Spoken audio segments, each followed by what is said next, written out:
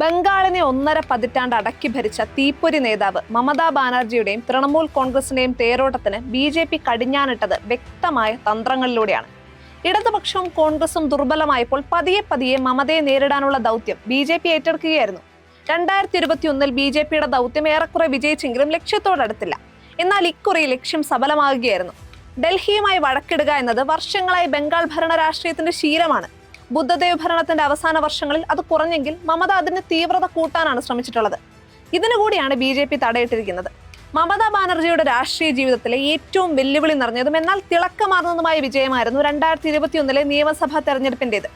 BJPയുടെ ശക്തമായ പ്രചാരണങ്ങളെയും വെല്ലുവിളികളെയും അതിജീവിച്ച് 294 അംഗ നിയമസഭയിൽ 215-ലധികം സീറ്റുകൾ നേടിയാണ് തൃണമൂൽ കോൺഗ്രസ് 3ാം തവണയും അധികാരത്തിലെത്തിയത്. കാലിന് പരിക്കേറ്റിട്ടും വീൽ ചെയറിലിരുന്ന് സംസ്ഥാനത്തുടനീളം അവർ നടത്തിയ പ്രചാരണം വോട്ടർമാർക്കിടയിൽ വലിയ ചർച്ചയായിരുന്നു. ഇന്ദിരാഗാന്ധിക്ക് നെഹ്റുവും ജയലളിതയ്ക്ക് MGRും മായാവതിക്ക് കാൻഷി റാമുവും ഉണ്ടായിരുന്നെങ്കിൽ മമതാ ബാനർജിയുടെ വിജയത്തിന് പിന്നിൽ സ്ത്രീയോ പുരുഷനോ ഇല്ലായിരുന്നു. സാമാന്യ ബുദ്ധിയും അതിനൊത്ത തന്ത്രങ്ങളുമാണ് അവരെ നയിച്ചത്. സ്വാതന്ത്ര്യത്തിന് ശേഷം 33 വർഷത്തോളം കോൺഗ്രസ് അധികാരത്തിലിരുന്ന ബംഗാളിൽ എന്നാൽ അടിയന്തരാവസ്ഥ കാലത്ത് ആ പാർട്ടിയുടെ ശക്തി ക്ഷയിച്ചു. ഇത് മുതലെടുത്ത് ഇടതുപക്ഷം ഭരണത്തിലേറി. ആ ഭരണം 34 വർഷം നീണ്ടു. പ്രതിപക്ഷമില്ലായിരുന്നു എന്നതാണ് ഭരണം അപ്രതീക്ഷിതമായി 34 വർഷം നീണ്ടതിന് കമ്മ്യൂണിസ്റ്റുകാരും പറയുന്ന പ്രധാന കാരണം. പിളർപ്പിന് ശേഷം അവശേഷിച്ച കോൺഗ്രസിലാണ് മമത വളർന്നത്.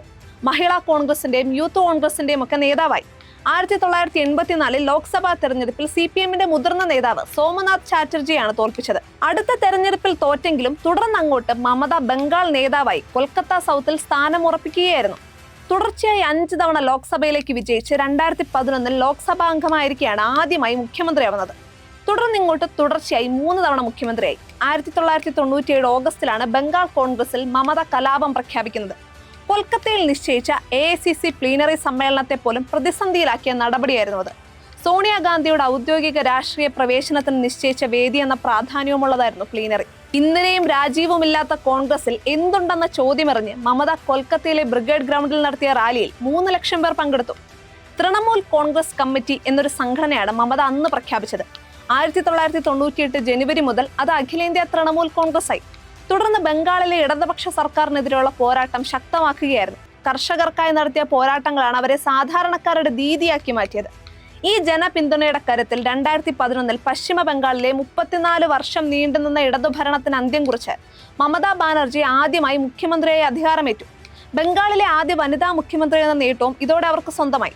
കന്യാശ്രീ, ലക്ഷ്മി ഭണ്ഡാർ തുടങ്ങിയ ജനപ്രിയ ക്ഷേമ പദ്ധതികൾ സ്ത്രീ വോട്ടർമാരെ വലിയ രീതിയിൽ ആകർഷിച്ചതാണ് കഴിഞ്ഞ തെരഞ്ഞെടുപ്പിലെ വിജയത്തിന് പ്രധാന രഹസ്യം. എന്നാൽ ഇക്കുറി ഭരണവിരുദ്ധ വികാരവും സ്ത്രീ സുരക്ഷയുമായി ബന്ധപ്പെട്ട വിവാദങ്ങളും തിരിച്ചടിച്ചു എന്ന് വേണം കരുതാൻ. പ്രത്യേകിച്ച് 2024 ആർജിക്കർ മെഡിക്കൽ കോളേജ് സംഭവം, അതിനെ തുടർന്നുണ്ടായ ജനരോഷവും BJP കൃത്യമായി മുതലെടുത്തു. തൃണമൂലിന്റെ ഉറച്ച വോട്ട് ബാങ്കായിരുന്ന വനിതകളിൽ വലിയൊരു വിഭാഗം ഇക്കുറി പാർട്ടിയെ കൈവിട്ടു. 90 ലക്ഷത്തോളം പേർ വോട്ടർ പട്ടികയിൽ നിന്ന് പുറത്തായി. അത് ഉയർത്തിക്കാട്ടിയുള്ള മമതയുടെ നിയമ പോരാട്ടങ്ങളും വോട്ടർമാരെ സ്വാധീനിച്ചില്ല എന്നാണ് ഫലങ്ങൾ സൂചിപ്പിക്കുന്നത്. ധ്രുവീകരണവും സോനാർ ബംഗ്ല അഥവാ സുവർണ ബംഗാൾ എന്ന മുദ്രാവാക്യം ഉയർത്തി BJP നടത്തിയ പ്രചാരണവും ഹിന്ദി പാർട്ടി എന്ന പ്രതിച്ഛായ മാറ്റാൻ അവരെ സഹായിച്ചു. ഹിന്ദു വോട്ടുകളുടെ ഏകീകരണവും മുസ്ലിം വോട്ടുകൾ ഭിന്നിച്ചു പോയതും BJPയുടെ വിജയത്തിന് ആക്കം കൂട്ടി. ഗോത്രവർഗ മേഖലയായ ജംഗൾ മഹലിലും തൃണമൂലിന്റെ കോട്ടകളായ ബിർഭൂം, ഹൂഗ്ലി എന്നിവിടങ്ങളിലും BJP അപ്രതീക്ഷിത മുന്നേറ്റമാണ് നടത്തിയത്.